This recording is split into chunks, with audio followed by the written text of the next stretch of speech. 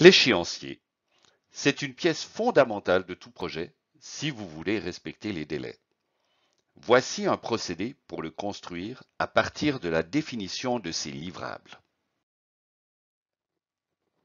C'est une séquence d'opérations vous demandant juste du bon sens et un peu de discipline pour ne pas brûler les étapes. 1. Vous reprenez les fruits du travail fait en amont et visualisez le grand livrable du projet, ce que ces bénéficiaires vont obtenir.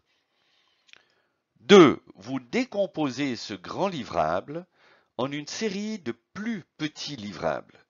Par exemple, un menu de fête pourra être décomposé en l'entrée, le premier plat un poisson, le deuxième plat une viande, les fromages et une salade, le dessert et finalement le café.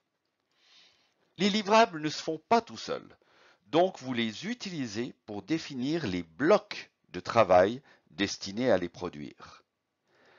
Comme les blocs sont encore trop grands pour être facilement gérables, vous les décomposez en activités. Qui dit activité dit aussi prévoir la quantité de travail à faire et la durée. Finalement, il faut les mettre dans une séquence optimale avec des activités qui se succèdent ou se font en parallèle.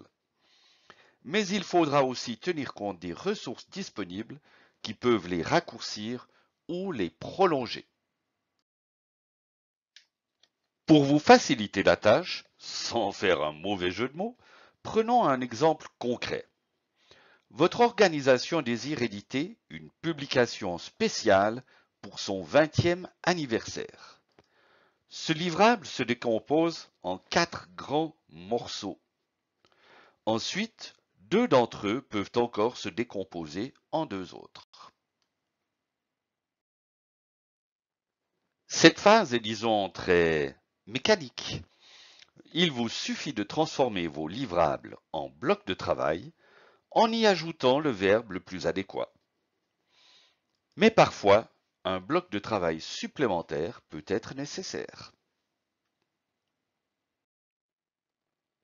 Cependant, ces blocs de travail sont probablement encore un peu trop gros pour être facilement mesurés et gérés. Donc, vous les décomposez cette fois en activités avec un nombre adéquat de niveaux. Et c'est là qu'intervient votre bon sens pour avoir la bonne granularité.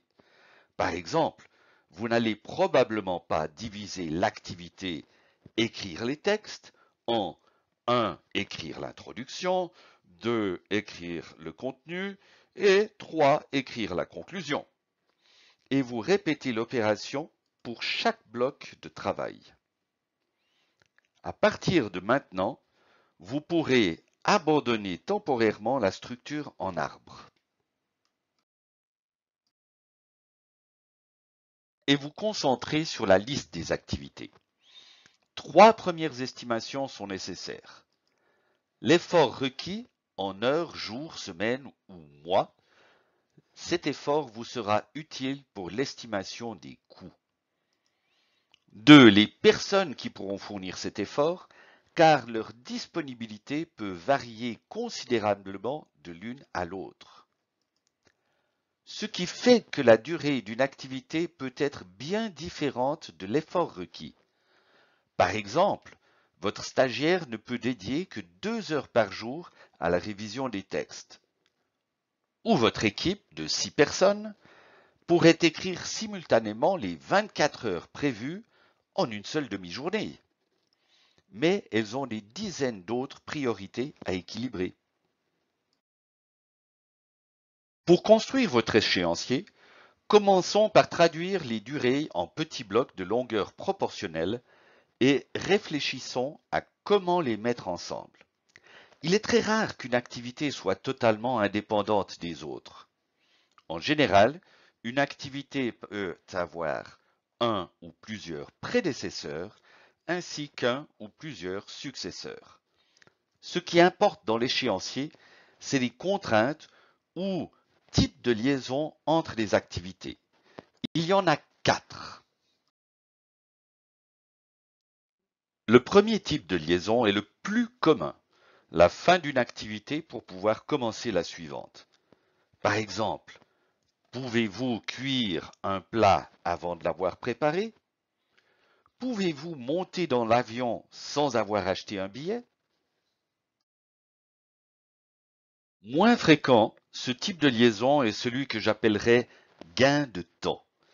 Même si vous ne devez pas attendre la fin d'une activité d'écriture des textes pour commencer la révision, il est clair que vous ne pourrez terminer la révision tant que quelqu'un de l'équipe n'a pas écrit sa dernière ligne.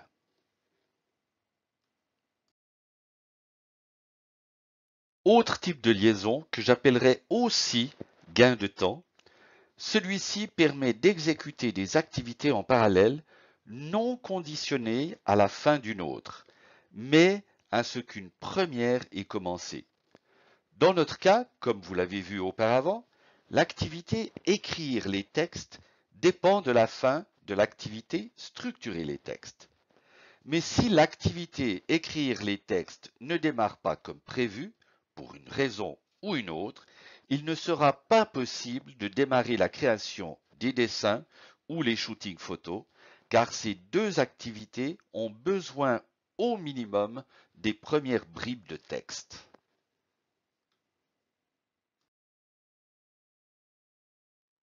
Ce type de liaison est beaucoup plus rare, mais il a un gros avantage.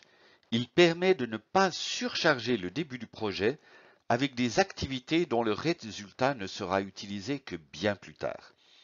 Dans cet exemple, il faut s'assurer que le papier est arrivé pour commencer à imprimer la publication.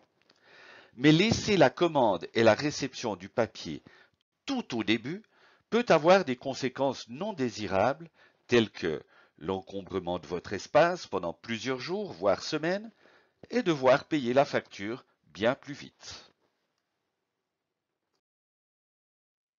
Vous pouvez créer des échéanciers, aussi appelés diagrammes de Gantt en gestion de projet, avec de simples feuilles de papier, des extensions de PowerPoint, des macros Excel, des logiciels ou cartes heuristiques MindMap, ou encore avec des logiciels spécialisés, téléchargés ou même en ligne.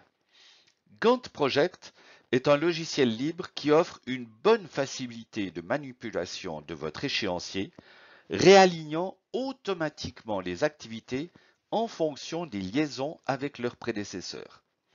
La première chose à faire est d'y insérer la liste de vos activités tout au début de votre projet. Ensuite, vous pouvez ajuster la durée de chaque activité, soit à l'aide de la souris, soit en ouvrant les propriétés de l'activité avec un double clic. Si vous le désirez, vous pouvez aussi ajouter les blocs de travail et y abriter leurs activités par tabulation horizontale. L'avantage est que le début, la fin et par conséquence la durée de ces blocs seront calculés automatiquement. Ensuite, vous commencez le séquencement. Pour créer une liaison entre une activité et son prédécesseur, il vous suffit de cliquer sur son prédécesseur et de le déposer au centre de l'activité. Le recalcul et le déplacement de l'activité est automatique. Par défaut, le type de liaison est fin-début. Vous pouvez le changer dans les propriétés de l'activité.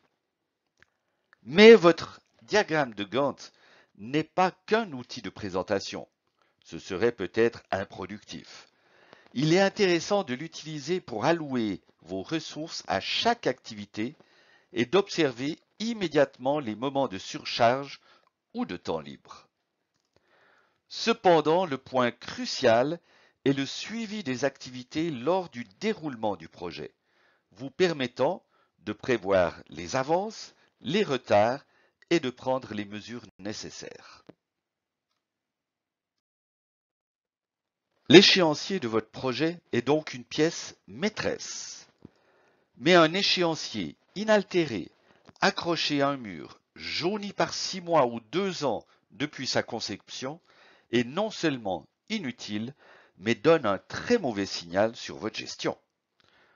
Donc, morale de l'histoire, faites vos échéanciers et utilisez-les pour votre suivi.